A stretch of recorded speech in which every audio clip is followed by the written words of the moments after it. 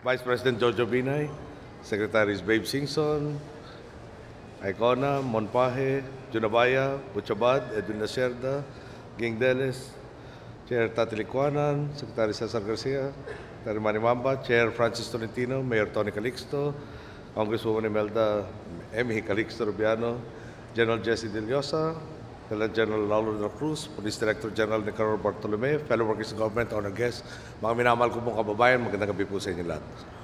Ngayong gabi, babiyahe po tayo patungong Cambodia upang dumalo sa ika-21 ASEAN Summit. 3 araw po natin kakaharapin ang mga pinuno ng ASEAN, kasama na rin ang mga leader ng China, Japan, South Korea. Dadalo rin tayo sa mga pagpupulong kasama ang mga bansang mula sa iba't ibang panig ng mundo tulad ng New Zealand, Australia, Russia, Amerika at India. Ilan lamang po ito sa bihirang pagkakataon kung saan magbubuklod sa isang bubong ang pinuno ng maraming bansa. Sa pakikipanayam sa iba't ibang bayan, hindi lamang mga isyu sa rehiyon ang mabibigyan natin ng kaukulang pansin, kundi maging ang mga usaping may implikasyon sa buong mundo. Ilan lang sa mga halimbawa nito ay ang pagtiyak ng seguridad ng ating mga karagatan at ang pagpapalakas sa ating mga ugnayang regional, lalo na sa usaping pang-ekonomiya. Pagkakataon ito upang maiparating ang ating posisyon sa mahalagang usapin at marinig ang mungkahi ng ibang bayan tungo sa malawakang kaunlaran sa bansa, sa rehiyon at sa buong mundo. Ipapabatid natin ang halaga ng seguridad, pagsisiguro ng kalayaan sa paglalayag, paglaban sa pamimirata at pagpapanatili ng kapayapaan at estabilidad sa mga dagat ng Timog Silangang Asya. Batid po nating lahat na ang gulo sa isang rehiyon ay aalingaw-ngaw sa iba pang bahagi ng daigdig.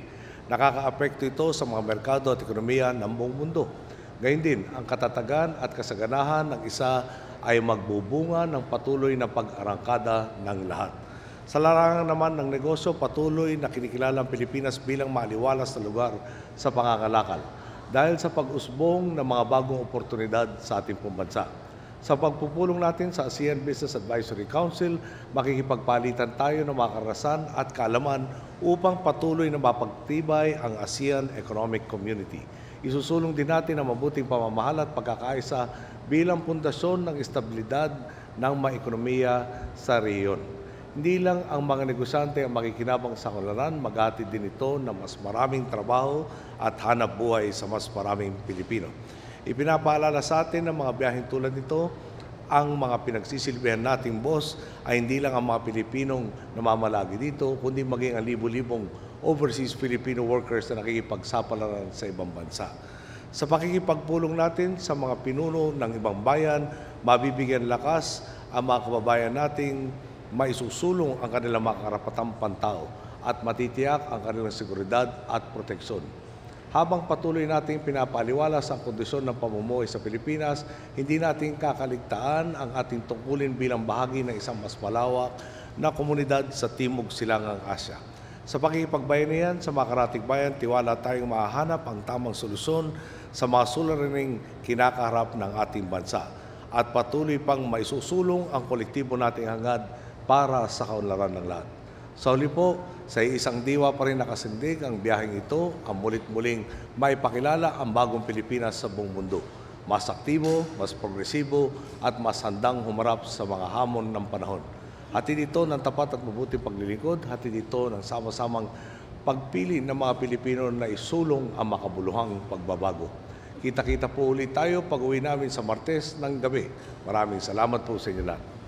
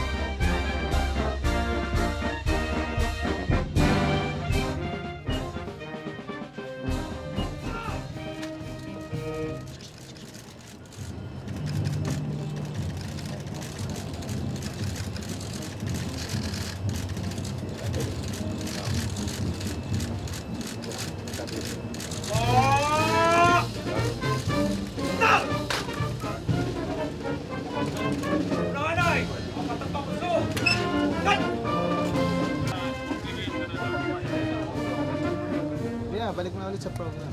Program